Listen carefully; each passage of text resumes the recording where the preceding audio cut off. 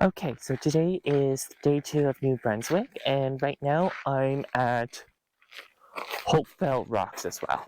One of the really cool places about this place is that people come by to see the tides. So right now it's low tide, and it's like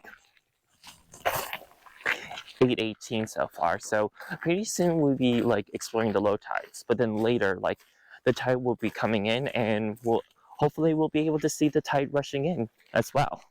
Even on the way the drive here, which is about probably an hour or 45 minutes from Monaco, it's basically a low tide if you see by the river as well. It's going to be pretty cool and really interesting, but let's see what this is going to be like when we actually see the tide rushing in. Hopefully we can see it. Okay, so this is like the visitor center, and this is what basically I'll be probably seeing when I keep going down hiking as well. It's very interesting around here. Oh, hey, check it out. This explains about how the tides would work around here.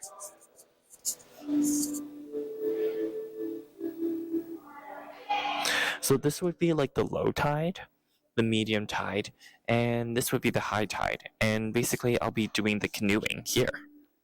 It's going to be pretty cool, but I'm not sure I'll be able to like um, record the whole thing because the thing is like I'm going to be on the 2-person and I'm probably going to be on the back as well, most likely. So I'll try my best to get some like videos in if I can. And this is the tides. The gravitational pull of the moon and a lesser degree of the sun. Oh, cool.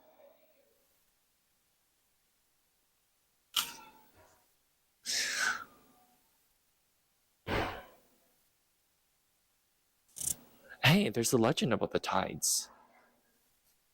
Mikim Mag? I'm not sure how to pronounce that, but check it out.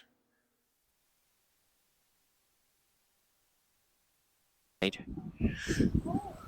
can actually see some of the rock formations down there as well.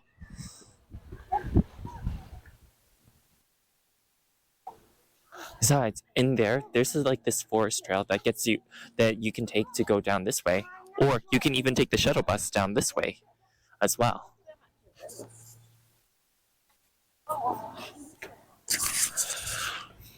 Oh, this is really amazing. Let's go down there to see what it's like. This is the entire place where it looks like when we're in the bottom.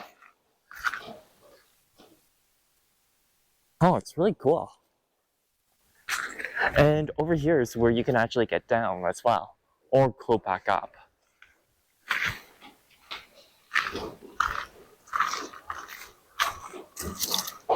And these areas you might want to keep away because like there's a lot of there could be some rock fall in this area as well. They even closed it off.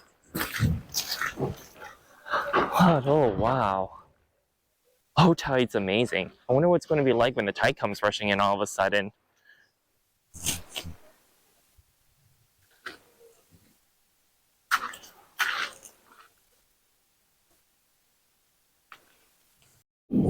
Oh, this is so cool. There's a lot more to explore in this area. Whoa. Okay, this is amazing. Oh, check out all the seaweed. Must have thrived down here with all the rock.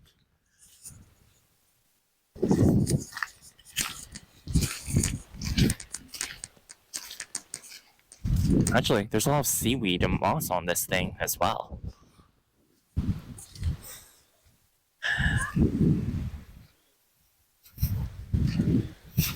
And there's huge bundles of it as well, like further over than distance. Okay, this is really cool.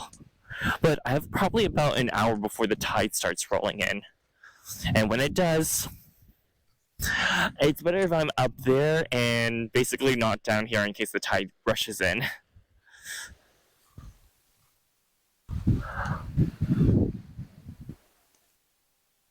But wow.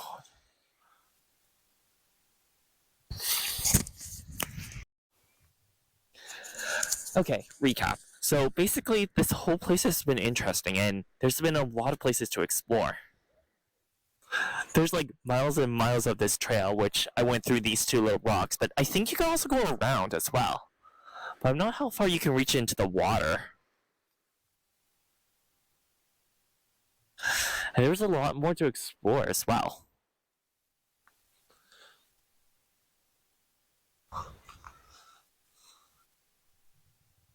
But if you guys are in New Brunswick and you're Monacon, this is the place you gotta be.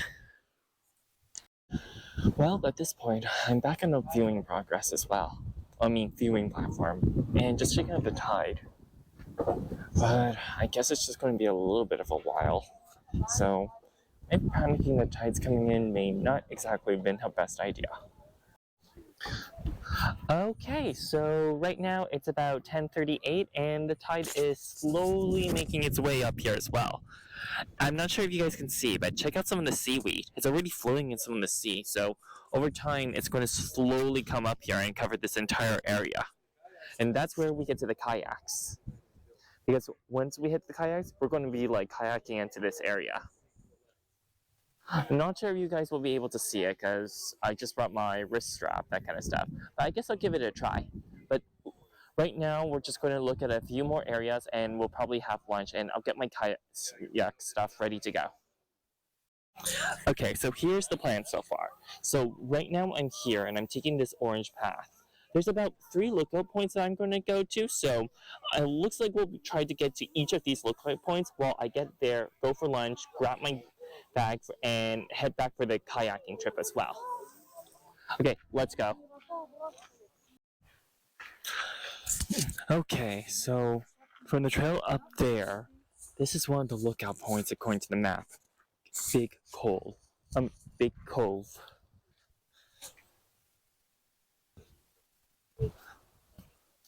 And check it out, there's the ocean.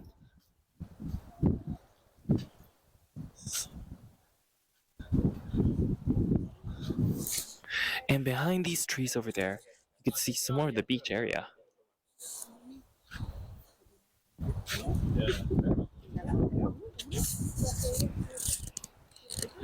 It's definitely getting a bit closer. Like even before from this morning, you could see some of the mud. But now that's getting covered up. Even some of the seaweed's already like in the water as well. Okay, so this is the second viewpoint, Diamond Rock viewpoint as well. And you can see a little bit more of the water around here as well.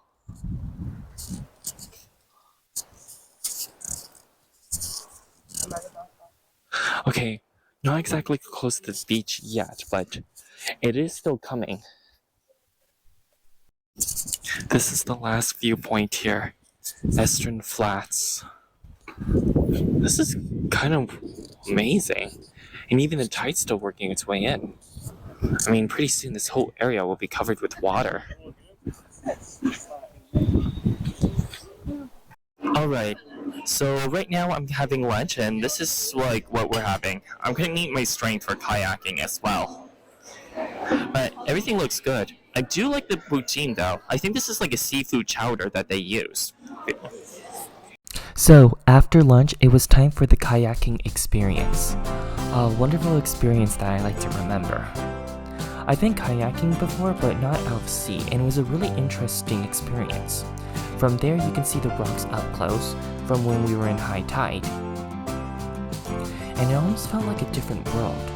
Because the thing is, when I was there this morning, it was different on land, but now you're in water, it just feels a lot more different than what I thought it would be.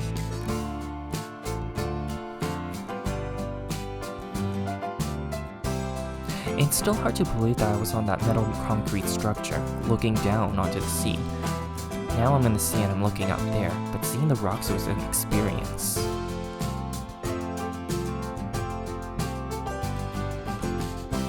I always wonder what was under, so I decided to put my GoPro in to see what it's like, but I guess it's muddy. And we had to keep going at that point. The kayaking was fun, but it took some time to getting used to as well, and I was tempted to put my camera in the water again. And yet no sea creatures or at least any tiny fish. I guess with all that clay and mud that was down there, I wouldn't be surprised. But at the end, it was time to say goodbye to Hopewell Rock and head to our next destination, a fishing village. Okay, the kayaking trip was amazing. They took you to near the rocks area, especially when their high tide came in as well. But it's going to get pretty wet, so make sure you get enough clothing. As you can see, I've changed my clothes. And as well as make sure you have a waterproof case, and if you guys have a GoPro, make sure it's in a waterproof case as well. So in our next destination is that we're going to this fisherman village as well to take a look and see what it's like as well. It could be very interesting. Okay, so right now we are in Sheta, and it is about an hour drive from Monacon as well. So we're checking out this shop to see what's up and probably go for dinner as well, because I heard that this place is supposed to be like the lobster capital of the world, I think. But in any which, there's been a lot of really cool stuff, and even down there, after dinner, I'm gonna go over there because like there's a big lobster sculpture as well. I do love lobster. Okay, I think the dinner plan is like this. There's these two places, like this and this one as well. And I guess the thing is that I'll just do a takeout and then either eat here or eat at the Airbnb.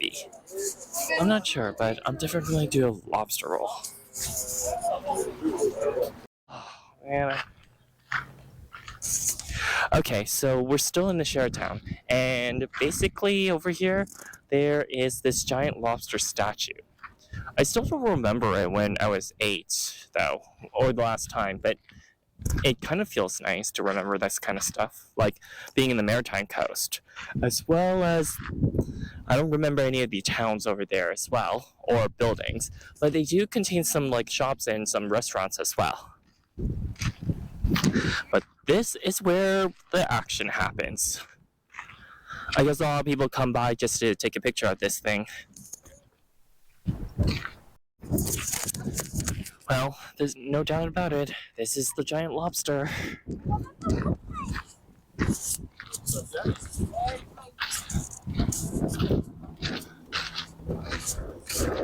Whoa. How to the last detail. I don't remember much of it still. Like if I climbed up to the lobster with the fisherman. This thing is insane. Okay, seems climbing on that lobster thing seems kind of cool. It seems a great photo op to get really close to it, like a giant sculpted lobster as well. But anyway, I guess it's just trying to hit the bed and also start packing for Halifax tomorrow as well, because it's probably going to be a long drive.